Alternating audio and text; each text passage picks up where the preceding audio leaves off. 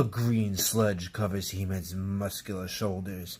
Coating his mighty biceps, it oozes down his legs in rivets? Rivulets. Rivulets? What the? Rivulet means a very small stream. A green sludge covers He-Man's muscular shoulders. Coating his mighty biceps, it oozes down his legs in rivulets of foul, sticky slime. Slowly but surely, He-Man is covered in slime. Did we mention the slime part? Ah! It saps his will, turning him into Hordak's monstrous slave. I've done it! The slime has turned He-Man into a slime monster.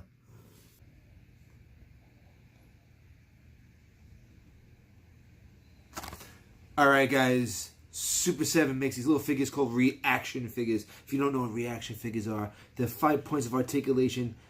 You know, some people call it the Kenner style. It's very reminiscent of that Star Wars style. Head turns, arm straight, leg straight. So not like G.I. Joe with elbow articulation or knee articulation. Very simple articulation. And the packaging is very standard Star Wars-esque Kenner 80s, 70s fare. So a while ago, Super 7 said, you know what? What if Kenner pitched He-Man instead of Mattel? What would those figures look like?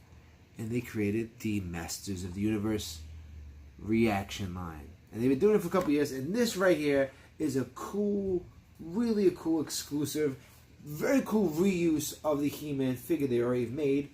And they made the Slime Pit He-Man. And that's the packaging. They made it all green. The artwork, they added some little snot slime on it. Very cool. Very slime pitty, very slimy. And I love the packaging. The thing about the reaction line, to me personally, it's not so much about the figure. It's kind of like the packaging. You want this packaging to be on your shelf. It'll look really cool. But that's not what we do here. We have to open up and review it. But I really like the back of the artwork, too. And that's what's driving me crazy. I'm very torn about how to open this up. The artwork, which you see me masterfully read, reenacts a scene from, the Slime Pit time. This is really cool. It doesn't bother me that the artwork and the punch hole have artwork on it. So, like, if I lose that, you lose a piece of the artwork, and it kind of hurts a little. So it says it's 14 plus for collectors only.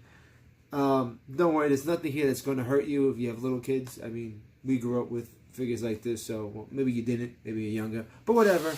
So I want to open this up as carefully as possible.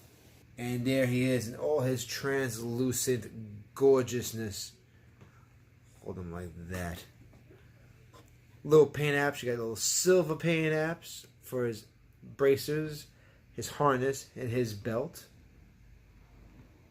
Very cool. I love how his eyebrows are painted black, so even though he's Slime Pit He-Man, he's rocking the eyebrows. And of course his sword is modeled after the vintage style sword, so it's got that little extra hand guard on there, which is only in the vintage toys. And they just put it on like that. And it holds it tight.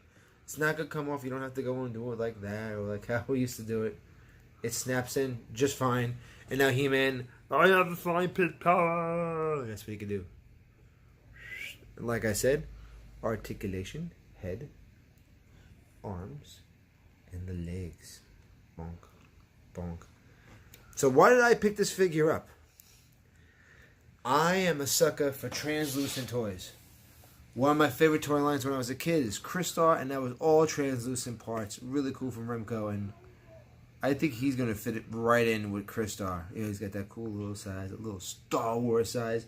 And they're very, very, pretty much affordable. I mean, it's like $15. I mean, at $15 you get this kind of a figure, but it's not why you buy it. It's all the extra details. The artist who painted this, the artwork on the back, all the people who worked on this toy, just to give you this, is really cool. And yeah, a lot of people who are collectors and diehards and know Master Universe Inside are going to complain that, well, there's no actual slime dripping on them. Tough. It's a reuse of parts. That's right up everyone's line. Like, hey, He-Man had Faker. Repaint. Reuse of parts. They used the same sculpt and made it beautifully true. Look at that translucentness. My God. That's cool. That is awesome. Tie a string, put on your Christmas tree. This is awesome. And Super 7, man, this is in their wheelhouse. This is what I'm talking about. This is the stuff that they do. They, you know what? They said, you know what? Let's have some fun. Let's make some toys that maybe not everybody's going to want, but some people may want this. And I'm glad I got it. I have some other reaction figures. I have the Back to the Future ones for my wife. And the Crow reaction figures they made a bunch of years ago. But that's about it. And I've never taken those out of the packages because I think they look really better in the package. It's all about the packaging. And I'm definitely going to probably just display that. I think that's so cool. So, alright guys, tell me what you think. Leave me a comment below. Are you into this? Do you think it's cool? Would you display it at your office desk, or if you have an office desk, or glue it on your car, or do some really crazy stuff with it? I know I'm going to put it in my collection, and I think it's really cool. So Super 7, they knocked it out of the park with stuff like this. I'm really impressed. I'm really loving it. And remember, guys, they're your toys. Play with them the way you want.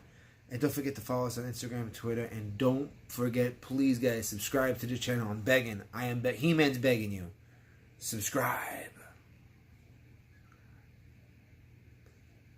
Alright, guys. Until next time.